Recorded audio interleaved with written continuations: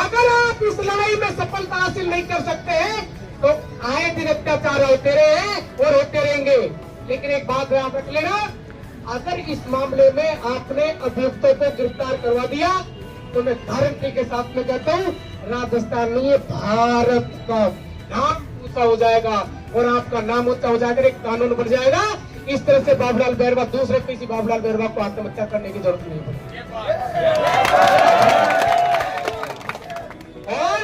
और आप ये लोग कहते हैं कि आज दिन हमारी बहन बेटियों की इज्जत की जा रही है, ये कमजोरी हमारी है साहब। हम लोग क्या है कि घरों पर बैठ करके तमाशा देखते हैं, जो आंदोलन करते हैं उनको मदद नहीं करते। आप क्या समझ रहे हैं कि किसी ये जो इतने बड़ी कंपनी है तो कोई गवर्नमेंट तनख्वाह देती है? कोई तनख्वाह नहीं देती। ये पता नहीं कैसे कैसे आंदोलन करते हैं। अगर आपने इस आंदोलन के लिए सफलता हासिल कर ली, क्योंकि ये मामला किसी व्यक्ति से टकराने का नहीं है, ये डायरेक्ट बड़े बड़े मगरमच्छों से टकराने का मामला है।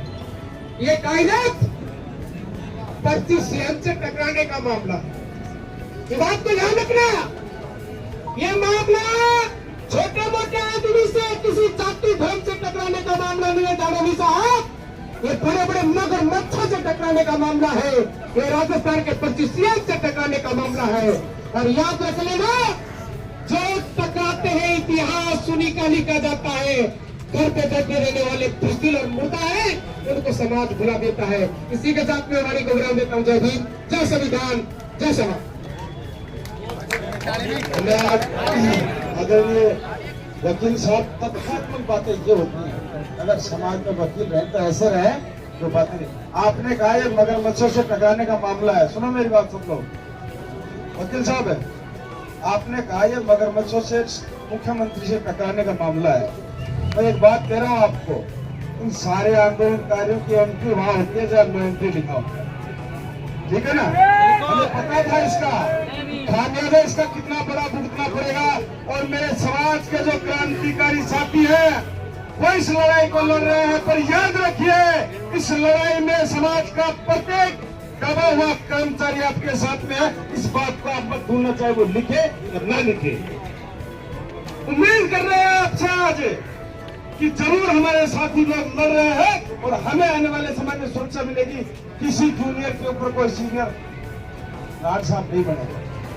साथियों, तो साथी और बात रखेंगे, पर इससे पहले मैं थोड़ी सी बात जरूर रखना चाहता हूँ। हम लोग जो बात रख लें, इसके बाद में आगे की इतनी मजबूत रणनीति बनानी है, इनकी अगर अकड़ नहीं निकाली ना तो साथियों कुछ नहीं किया। सही है ना? लड़के निकालेंगे पक्का?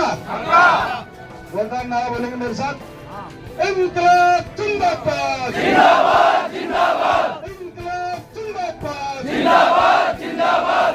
सरफरोशी की तमन्ना हमारे दिल में है, सरफरोशी की तमन्ना हमारे दिल में है, देखना है जोर कितना बाजुए का दिल में है। वक्त आने के बता देंगे तुझे है आसमां, हम अभी से क्या बताएं क्या हमारे गुरु ने। जय भीम। और वो मगरमच्छ किसके पाते आ गए? इस जागरूक समाज के, इस जागरूक लोगों की, जिनकी तादाद दिन प्रतिदिन बढ़ती जा रही। पहले दिन 100 लोग थे, दूसरे दिन 300 लोग थे, आज 1000 से ऊपर संख्या पहुंच गई है। पढ़ते पढ़ते पढ़ते ऐसी स्थिति हो जाएगी कि रोडों पे जगह कम पड़ जाएगी। और ये किसी बहुत अच्छे महान व्यक्ति ने कही है कि जब सड़कें खामोश हो जाती हैं तो ये प्रशासन आवारा हो जाता है।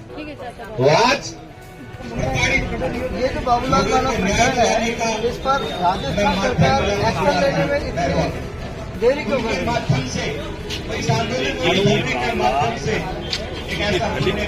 रही दलित कर्मचारी का कमजोर वर्ग का इसमें सरकार शायद समाज की परीक्षा ले रही है कि भाई ये कितना जोर लगा पाएंगे।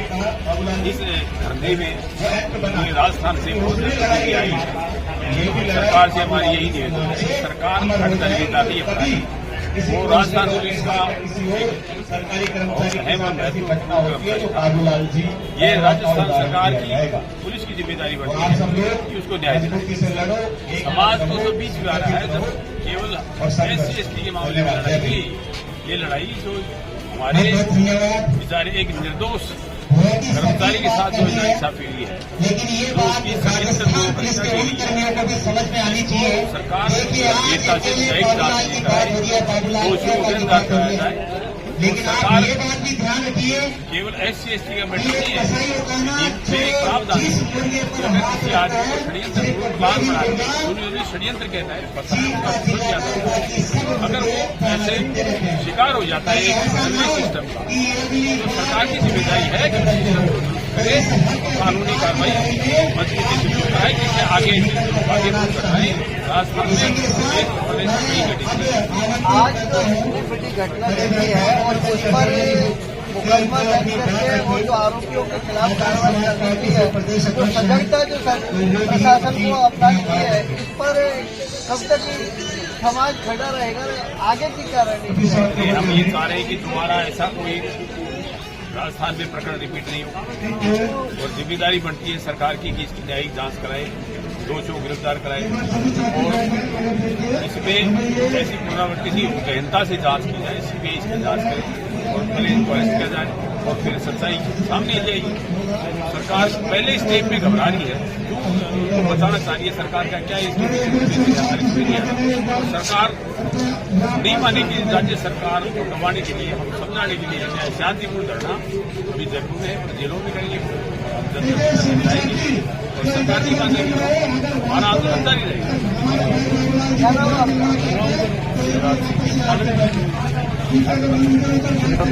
बाबूलाल मेहरबान प्रकरण हमारे साथ में है राजस्थान उच्च न्यायालय के अधिवक्ता बाबूलाल। हम अभी अधिवक्ता से बात करेंगे और ये जानकारी लेंगे कि विधिक तौर पर कानूनी प्रक्रिया के तहत ये क्यों देर हो रही है, और यदि देर हो रही है तो ऐसे क्या प्रावधान है भारतीय संविधान में जो दोषी या दूषित अनुसंधानकर्ताओं के खिलाफ क्या एक्शन हो सकते हैं, किन किन धाराओं में हो सकते हैं। अदालत की प्रक्रिया को और कानूनी विधि पर हम जानकारी पे बात कर रहे हैं अधिवक्ता बाबूलाल जी से। इसी प्रकार से पहले 1 जुलाई 2024 से पहले भारत के अंदर IPC इंडियन पेनल कोड, वर्तमान में BNS है, भारतीय न्याय संहिता, केवल नाम और धाराएं बनती हैं, बाकी धारा के अंदर क्या लिखा है वो सेंटेंस नहीं बदले। सेक्शन 306 आत्महत्या के लिए किसी को भी प्रेरित करने का मतलब है कि कोई भी व्यक्ति, अब उसके अंदर ऐसा नहीं है कि कोई कर्मचारी अधिकारी है या कोई छोटा मोटा व्यक्ति है, मरने वाला छोटा है, मरने वाला बड़ा है, ऐसा नहीं है। उसके अंदर स्पेशल प्रोविजन है कि कोई भी व्यक्ति किसी भी व्यक्ति को उकसाता है, लिखित या मौखिक रूप से, या उसको कोई ऐसी इंटरनल पहुंचाता है, मानसिक क्षति पहुंचाने की काम करता है, जिससे वो व्यक्ति प्रॉपर्टी सुसाइड कर ले, वो 306 की श्रेणी में आता है, अबैंडनमेंट ऑफ द सुसाइड। अब यहाँ देखना यह है कि मृतक व्यक्ति को किस प्रकार से अबैंड किया गया, उसके संबंध में एविडेंस क्या है। मरने वाले व्यक्ति ने मरने से पहले उसके साथ में किन किन व्यक्तियों ने उसको मरने के लिए मजबूर किया, बहुत लंबा एक लेख लिखा है, और सुसाइड नोट पहले छोड़ा है। जो भारतीय न्याय संहिता और भारतीय 700 अधिनियम है, इनके तहत क्या प्रावधान है जो आरोपियों के खिलाफ सख्त से सख्त कार्रवाई है? देखिए, यहाँ पर 2 एक्ट चालू कर रहे हैं, एक तो BNS और एक SC/ST एक्ट। अगर आप SC/ST एक्ट की बात करते हैं तो ऑनरेबल सुप्रीम कोर्ट का 2018 का एक फैसला है, उसके अंदर स्पष्ट कहा है कि कॉग्निबल ऑफेंस के अंदर FIR दर्ज होते ही SC/ST एक्ट के अंदर, उसमें ऐसा नहीं है कि कोई अधिकारी या कर्मचारी उसको परमिशन लेना पड़ेगा वगैरह वगैरह, ऐसा नहीं है। उसमें भी है कि कोई भी एक्ट से संबंधित कोई एक एविडेंस मिलना चाहे तो प्रथम दृष्टया उसको गिरफ्तार किया। इस प्रकरण में ऐसे कौन कौन से एविडेंस जग दायर है जिन पर कार्रवाई अनिवार्य है? सुसाइड करना, सुसाइड भी पुलिस क्वार्टर में करना, सुसाइड करने से पहले सोशल मीडिया पर सुसाइड लेटर को जारी करना, ये इतने सारे एविडेंस हैं जिससे आराम से गिरफ्तार किया जा सकता है। आज जब हम गए तो ADG क्राइम जो दिनेश एमएन है, पूरे राजस्थान के अंदर उनका नाम है, उन्होंने कहा कि वकील साहब 306 के अंदर एविडेंस तो होने चाहिए अरेस्ट करने के लिए। तो बगल में जितेंद्र कोतवाल जी बैठे थे, तो मैंने कहा मन के जितेंद्र कोतवाल जी सबसे बड़े उदाहरण है। लालसोट के अंदर एक प्राइवेट नर्सिंग के अंदर एक महिला डॉक्टर ने सुसाइड किया था और एक सुसाइड नोट लिखा था उसने। बाद में वो मामला फर्जी था, लेकिन सुसाइड नोट के आधार पर ये जितेंद्र कोतवाल विधायक जी इनको भी गिरफ्तार किया था पोस्टमार्टम से पहले। जितेंद्र कोतवाल जी से पहले 2 व्यक्तियों को जिस दिन उसने सुसाइड किया मीडिया में आया, उससे सबसे पहले उनको अरेस्ट किया। न कोई एविडेंस हुआ था, न कोई 161 के बयान हुए थे, न कोई FSL जांच हुई थी, न कोई मोबाइल को सीज किया था। केवल अखबार की सूचना और सोशल मीडिया पर जो वायरल हुआ था सुसाइड नोट, उसके आधार पर 2 व्यक्तियों को उसी तरह गिरफ्तार कर लिया था। मैं 3-4 नजीरें बताई हैं उनको, उन पे आराम से अरेस्ट किया जा सकता है। लेकिन ये मामला बहुत हाई लेवल का मामला है।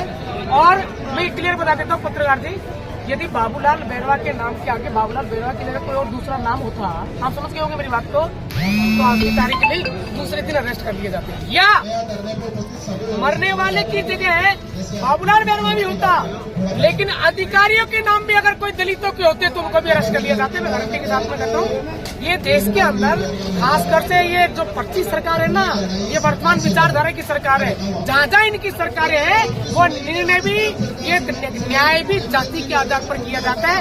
सबसे बड़ी विडंबना इस देश की है। इसमें यदि पुलिस या जांच अधिकारी या संबंधित जो मामले को जांच करने वाले जो जिम्मेदार अधिकारी है वो इस पर एक्शन नहीं लेते, उनके विरुद्ध किन एक्टों में क्या क्या कार्रवाई होंगी? देखिए, आज हमारे पास में जाते उन्होंने कहा कि हम इसको सीधा जांच देने के लिए तैयार हैं। लेकिन अब जैसे ही कोई राजस्थान पुलिस का मुखिया किसी भी मामले की जांच करने से पहले ये कह दे कि CBI को भेज देते हैं, इसका मतलब यू आर फेलियर, इसका मतलब हमारा फेलियर है। CBI की जांच की डिमांड हमारी नहीं है। और CBI में आजकल ट्रांसफर करने का मामला भी बहुत लंबा प्रोसीजर है। CM के बिना, हाई कोर्ट के ऑर्डर के बिना CBI में ट्रांसफर नहीं होते। लेकिन हमको चाहते कह रहे हैं कि हम CBI को ट्रांसफर कर दें। हम जानते हैं CBI के अंदर भी, इस देश के अंदर क्या हालत है। CBI भी कौन से बंद पिंजरे का तोता है, हम जानते हैं। और अगर मान लो CBI ईमानदारी से भी काम करती है तो इसका मतलब आपको फेलियर है। सवाल ये है कि किन धाराओं के तहत जो लापरवाह अधिकारी है उनके खिलाफ क्या एक्शन हो सकता है, वो धाराएं क्या क्या है, ये जनता उन धाराओं के बारे में जानना चाहती है। देखिए, अभी हम देख रहे हैं SC/ST एक्ट की धारा 3 के अंदर जो पनिशेबल जो भी एक्ट है, उसके बाद SC/ST कानून में स्पेसिफिक प्रोविजन है, यदि कोई भी थाने का भाषागत अधिकारी SC/ST एक्ट के अंदर तुरंत FIR दर्ज नहीं करता है या संगीन मामले के अंदर गिरफ्तारी नहीं करता है या संगीन मामले के अंदर इन्वेस्टिगेशन जांच नहीं कर सकता है, तो सेक्शन 4 SC/ST एक्ट कहता है कर्तव्य की उपेक्षा के लिए दंड। ऐसे कर्मचारी अधिकारियों को 6 महीने की सजा और उनकी नौकरी जाने का प्रावधान SC/ST एक्ट में।